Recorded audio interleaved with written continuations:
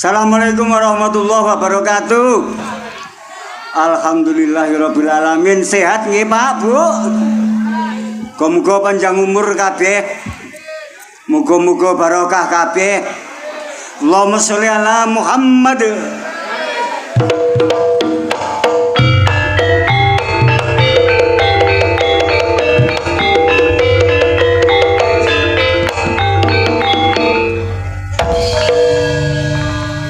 Aku seneng bengi iki oleh tanggapan, ditanggap wong betiring hajate syukuran.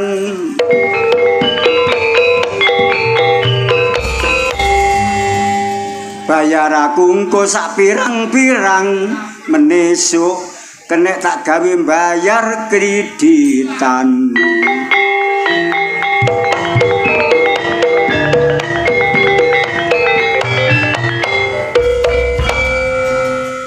Ancen utangku sak bajek.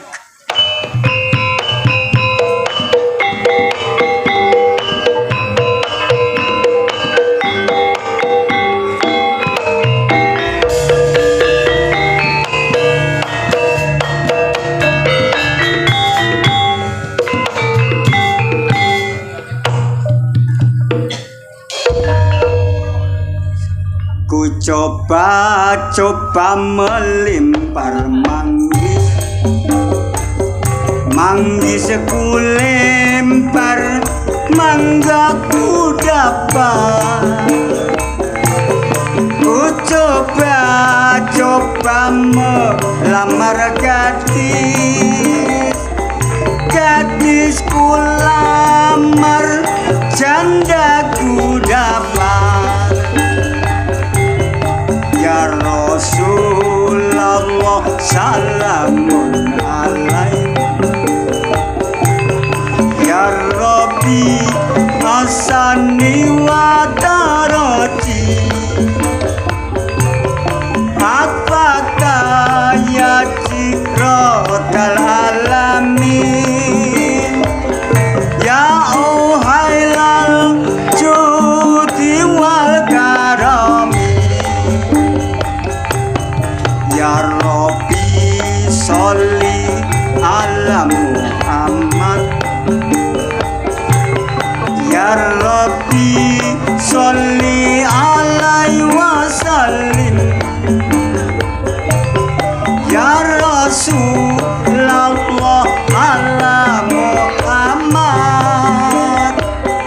Ya Rasulullah alaihi wasallim. Eling-eling wong urip padha ilingo,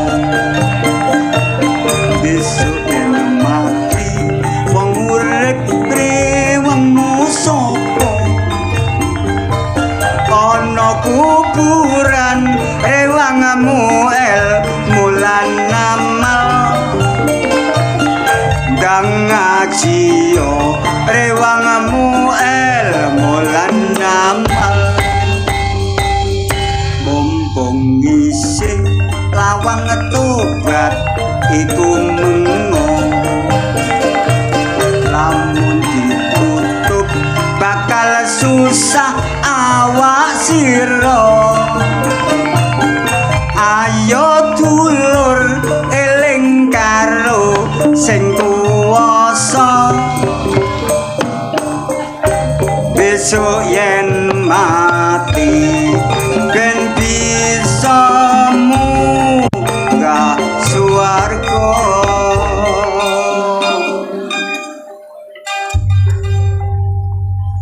Anak yuyu kecemplung sumur, bojomu lemu bejatno kasur.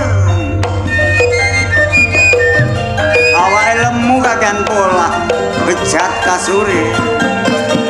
Bismillahirrahmanirrahim.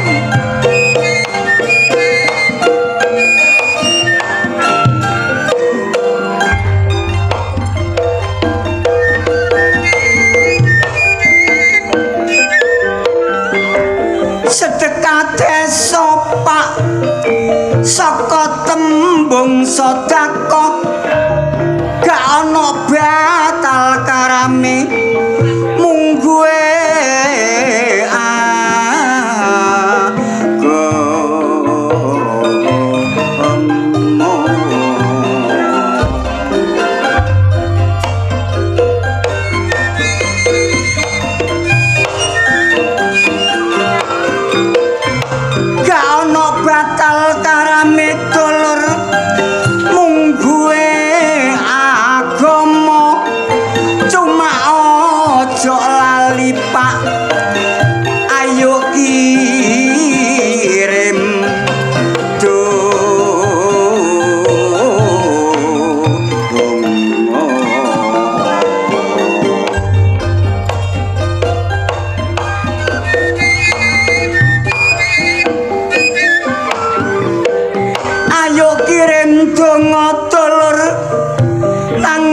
gawe sing babat desa supaya dosane di ngapura sing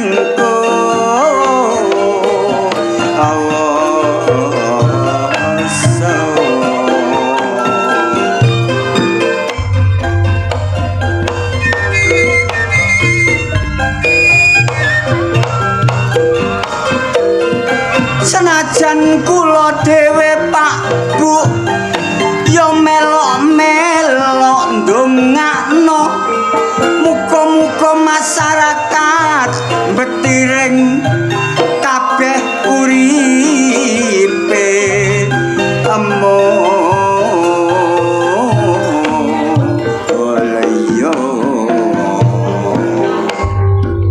ayo padha eling Pak tuture wong tuwa mula saben taun ayo sedekah desa bancai awake dhewe ya bancai bumi desa cek diparingi slamet karo sing kuwasa sedekah desa Pak monggo sedekah desa cuma tatanan agama ojo dilalekno cek gak diarani musyrik mung duwe agama nek pinuju sampean bancaan ndonga nang Gusti Allah sebab Gusti Allah dulur sing maha kuwasa sing gawe bumi langit kelawan manungsa mula dulur-dulur ayo bareng-bareng ndedonga muga-muga sedekah desa iki dibarokahi Gusti Allah. Allahumma amin.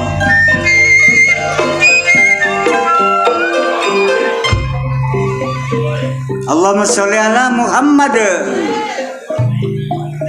Ajate sedekah desa ana sing ngarani sedekah bumi mergo mbancaki bumi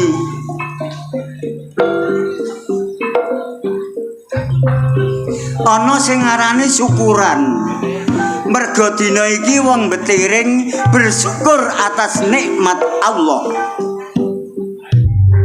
wa ma bikum min nikmatin faminallah fa amma bi nikmati rabbika faqaddis.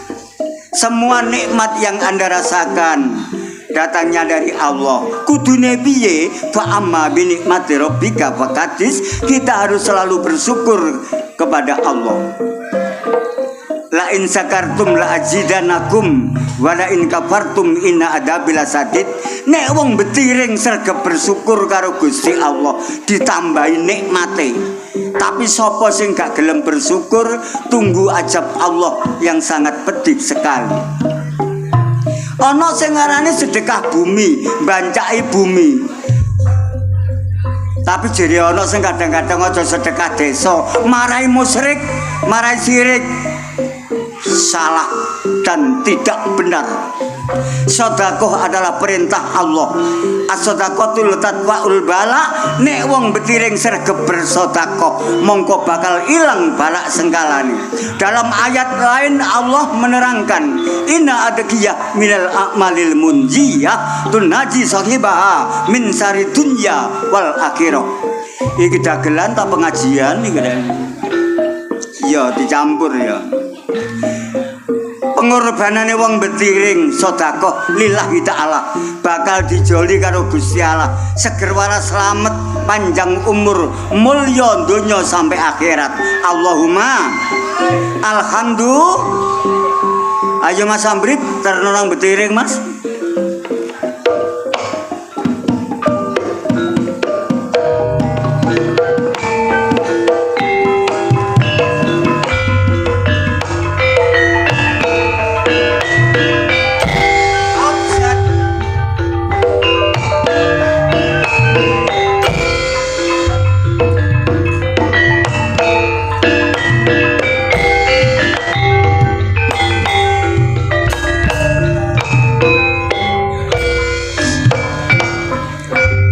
tok nek dagelan ketok 800. Tapi gak ijen wong 16. Biasane Mas Ambrip. Bismillah, bismillah. Muga-muga eling.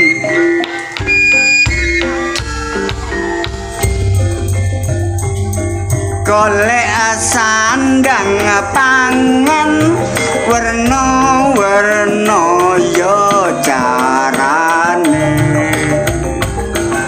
sing penting halal gak ngrugekno ya tanggane sing dadi wong tani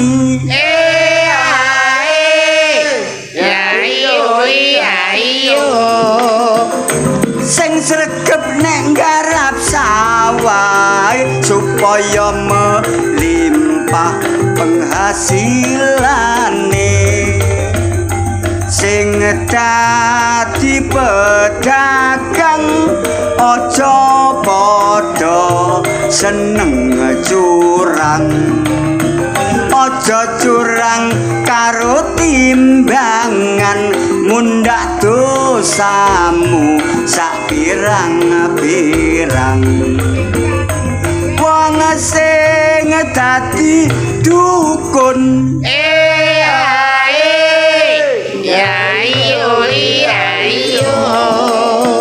muga-muga doamu terkabul pokok aja dadi dukun cabul sing seneng gendaan aja gendak bojone tanggane golek sing bujang wae supaya aman gak ono risikone sing dadi kiai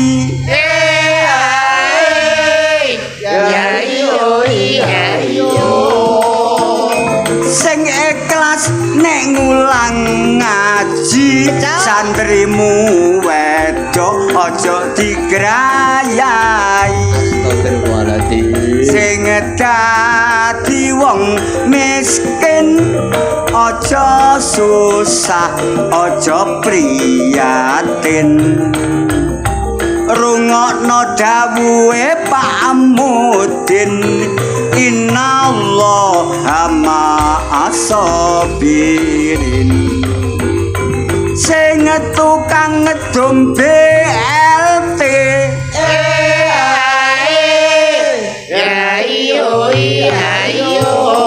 wis Mas wis leren Mas wis Mas leren Kose takut terus ae. BLT are.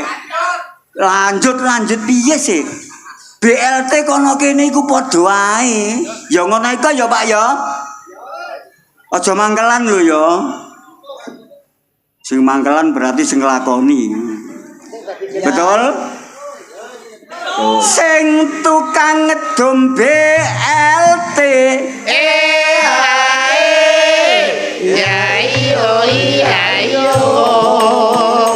kayak ana wong-wong sing gak duwe lah kok sing mbok kei dulurmu dhewe. Betul? Namung semanten Pak Bu sawiran kula sae lan boten borong kerasa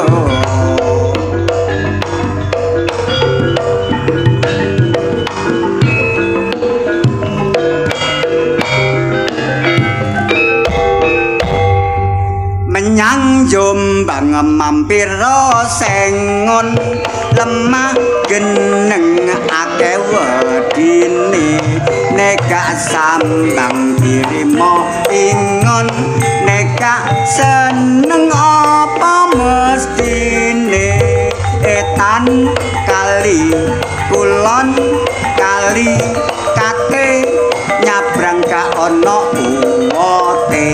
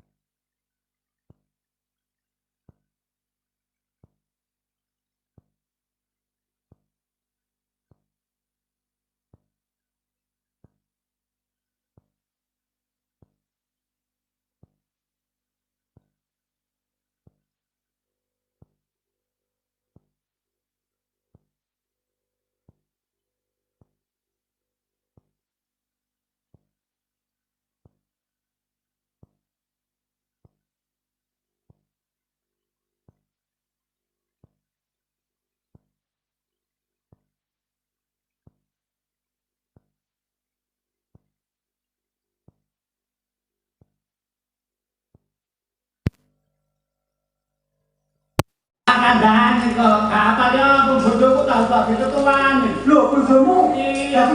Lagi ketuaan. 2 minggu kok tangan pedes ping 4. Perkara syariah. Iya. Nek 5 juta bayar piro, Dek? 250. Dan 10 juta dari 500 dipenunggah. nek duwe Dibayar. dari kandhe duwe. Kan dhewe dadi gemburi kono. Kalau kene aku ya wis. Ya wis aja mikir sing aneh-aneh. Wong kene gak duwe utang, Dek. Gak ono sing duwe utang. Ibu kene gak duwe utang. Langsung mati dunia bio. Aku wewe godo apa? Kok kene kate duwe utang krungu Pak Lurah langsung diparani. Kayak duwe ah. Begitu utang kok bapak. Isi-isi wong betewe kae. Kowe gak usah ngomong sing aneh. Terus Desa Betiring kene kelurahane Banjarsari. yo Betiring kene iki temenan tut. Mangkane masyarakate guyub rukun. Dek sugih. Mergo iki teko pimpinane. Mosok, Dek. Teko Pak Lurah karo Pak Kasun termasuk Pak Polone. Oh. Pimpinan kene iki bahasa Inggris sudah mengatakan Ya apa? Armstrong leadership. Maksudnya Seorang pemimpin yang patut mendapat acungan jempol. mbok Pak Lurah dan Pak Kasu. Ya tak kandhane kon ngono. Cuma ae gak seneng ku situk kene iki. Lho kene gak seneng? Iya. Gak seneng mbok senengi apa? Masalah kon gak tahu liwat kene. Aku sing gelem liwat kene. Apa ora? Nggo kene iki wong lanang wedok kabeh bendina sasate geger ambek sing wedok. Ah, mosok. Dikandhani kok. Masalahnya apa? Masalah kon lak terus sing wong wedok kaya ngono ayu-ayune. Iya. Ah, ya, beraine glowing kabeh raine. Wong kene ayu-ayu. Iya, wong wedok glowing tapi gak ero sing lanang kon. Sing lanang ya apa? Golong koming. Lah apa kok golong koming? Kak golong koming ya apa wedake larang e. Sifat Bandane larang. Iya. Sembarange larang. Iya ku nek sing glowing. Heeh. 3 dina pisan skincare. Apa iku, Dek? Lho skincare semakin cantik semakin gilap raine. Wong wedok-wedok. Wong wedok kene. Nek wong wedok, Skincarean. lah nek wong lanang. Alah yo meker-meker. Wong bendina rambute kikir-kikir ambek mikir sing wedok jare. Perkara sing wedok njaluk dhuwit terus. Lho ya iya. Lah ana maneh karek situ. Apa? Nek minggu esuk Apa? 6:30 iku wis triningan, sepatuan. Senam. Oh. Enak sing wedok senam ngene-ngene. Sing lanang. Sing lanang semaput gomburi kono. Mikirno sing didodono iki ne ambek ngene. Wong wedok. Iya. Lah nek geblak ya apa? Lah nek geblak ya kono ora dhewe sih rek. Apa? Ya ladalah. Ketok galengane. Kon tak kandhani.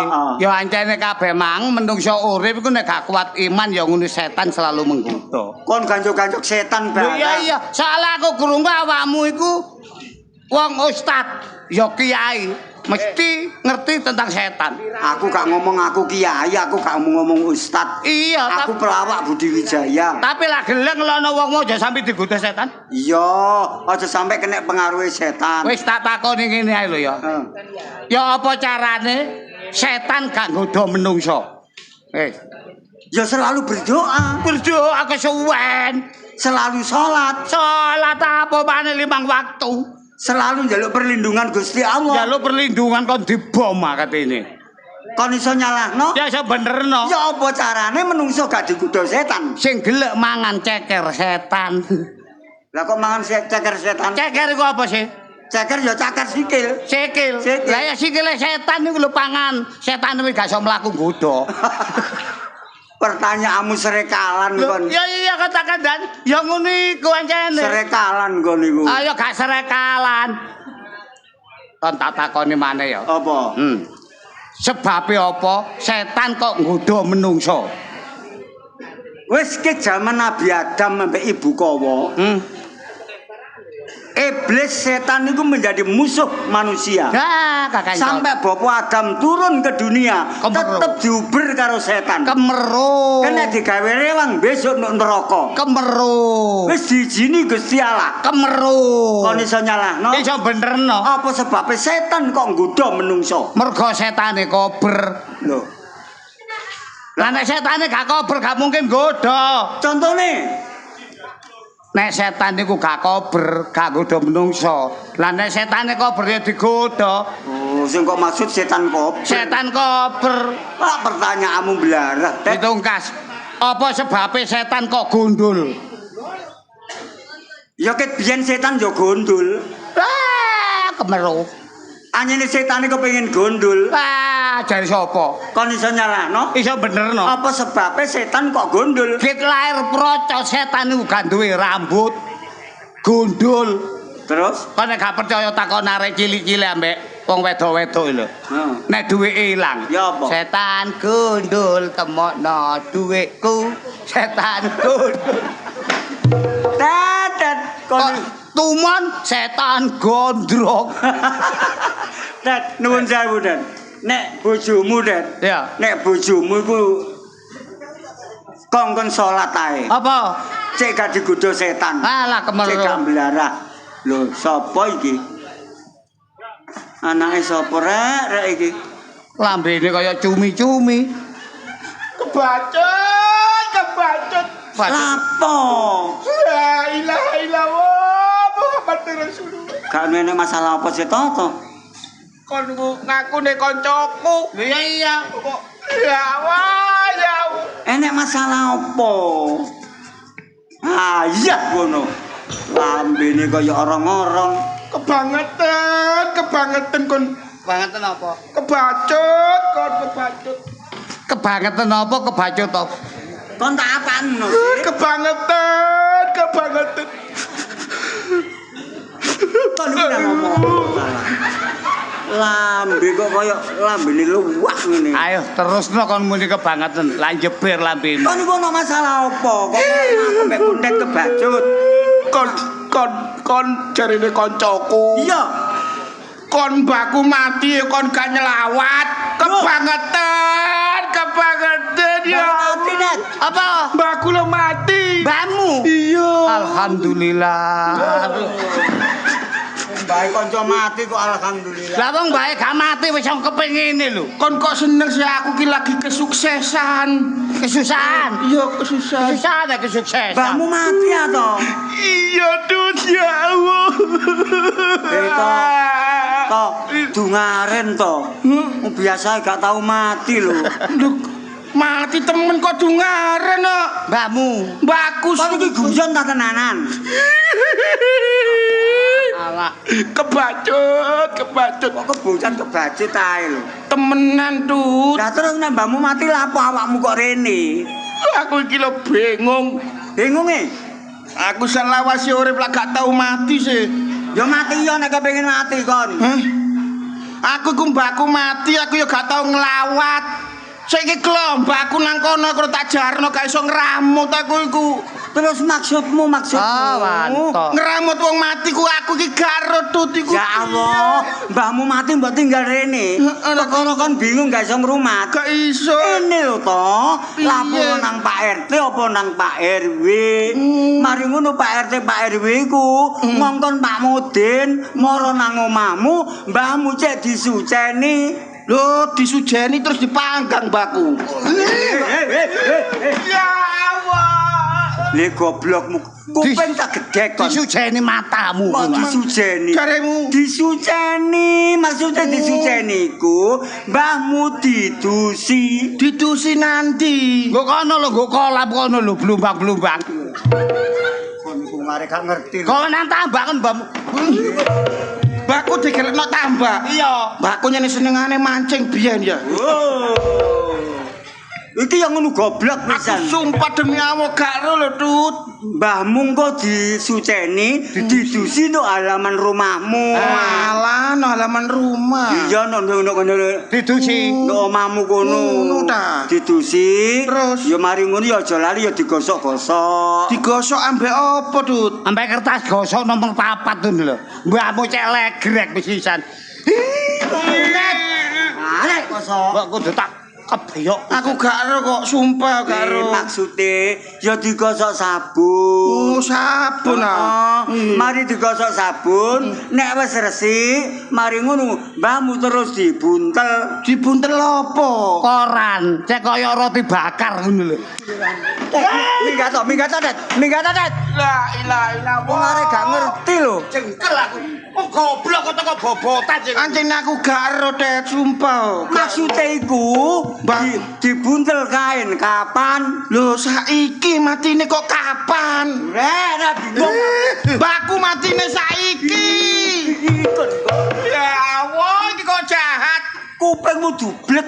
Kain kapan iku kain mori, kain putih. Oh, kain putih. Heeh.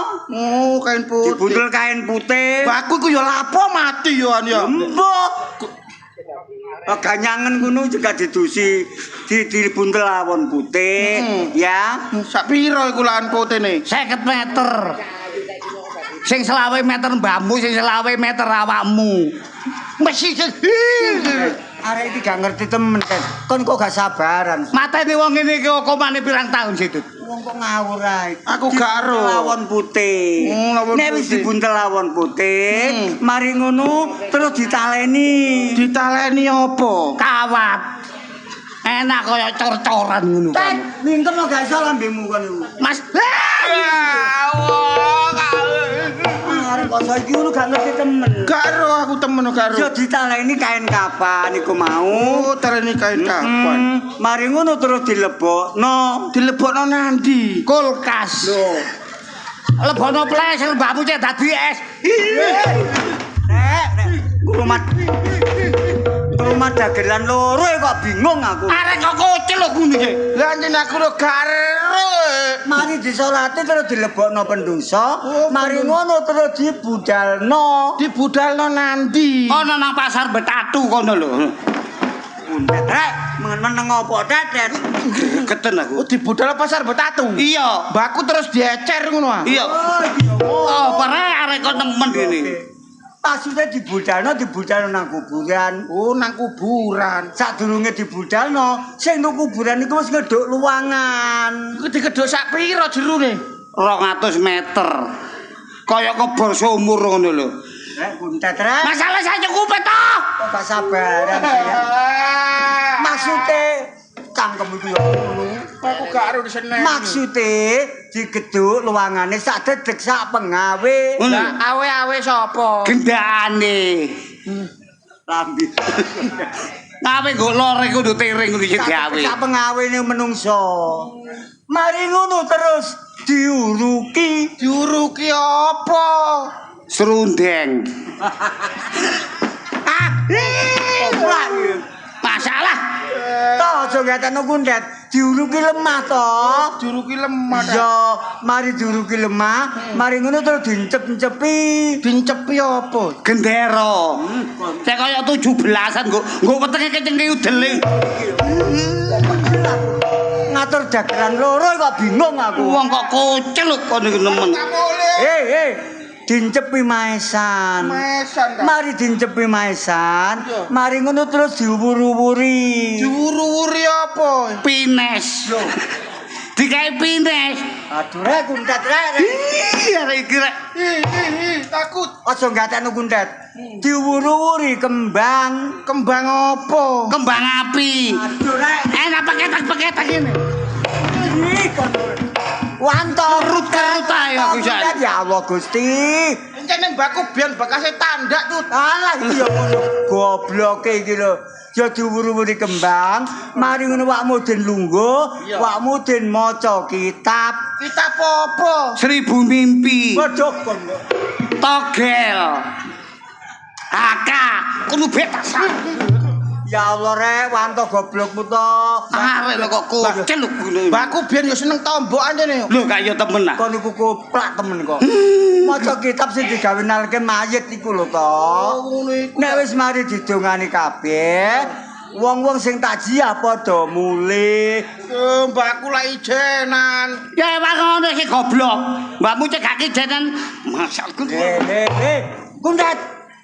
Astagfirullahaladzim. Dagelan loro kok padha gendenge. Kerut-kerut aja. Mbakku ijenan sakno sih. Wanto kok becik kon to. Wis saiki ngene ae. Ayo aku ambek Kundet arono. tak rewang-rewangi. Nang omahku. Ngrumat mbahmu. Temen lho ya. Iya. Ewang ngono mbakku tet. Boh, gak kurus. Nang kuburan. Ewang ngono dhewe. Kon dipendem. Matamu kuno aku. Kon niku gak iso sabar ah. Wong arek bodho lho. Ketoke gedhe tapi goblok arek iki. Yo makane tinggal minggat bojone ngono iku. Padha ae kon yo yo. Aja kondo-kondo. Yo wis aku tak mulai ya. Aku tak mulai ya. Ya wis nang mulya. Menah. Iya. Mulya lapor RT. Yo. Lapor RT. Kok Nang Pak RW. Utawa nang Pak Mudin. Lah iya. Kok iso kaya ngono. Sopo rek iki rek?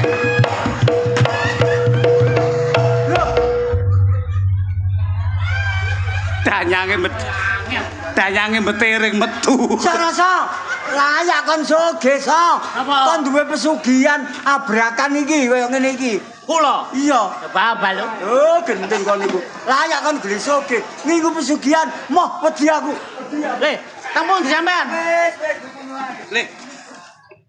So, apa? Kan kate gawa bekakas kene iki lho kate nang ndi? Lho, kon gak kepengin dhuwit aku. Lho ya kepengin kabeh. Kepengin dhuwit melok pisan. Mo, lho, saiki zamane wong iki wis peteng. Maksudmu wong iku wis gak ndolek dalan sing bener. Terus saiki pokoke soge instan. Soge instan. Aku dipacai apa ki tari ular ta? Tari ular. Apa lho? Kon iki tak ramut. Lah apa aku mbok mut? Wis. Mut-muten dhewe aku moh. Kon gak melok? Gak. Lho enak lho, Det. Gak kolu goblok samku danil ini. Wah, goblok kon kurang telaten kon. Kon gak melok temen, Det. Sing penting oleh duit. Wong loro iku goblok. Kok iso goblok? Gak ngerti perkembangan zaman. Saiki ki akeh TikTok, IG, YouTube, Facebook. Iya. Wah, congok. Gak melok karo saiki sing jing